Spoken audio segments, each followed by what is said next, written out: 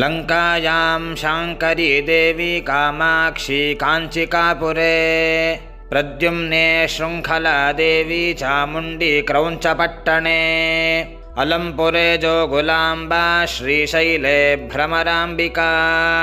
कोल्हापुरे महालक्ष्मी मुहुर्ये एकवीरा उज्जयिन्यां महाकाली पीठिकायां पुरुहूतिका ओढ्यायां गिरिजा देवी माणिक्या दक्षवाटिके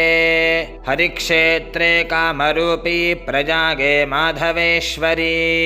ज्वालायां वैष्णवी देवी गजामाङ्गल्यगौरिका वारणास्यां विशालाक्षी काश्मीरेषु सरस्वती अष्टादशसु पीठानि योगिनामपि दुर्लभम् सायङ्काले पठेन्नित्यं सर्वशत्रुविनाशनम्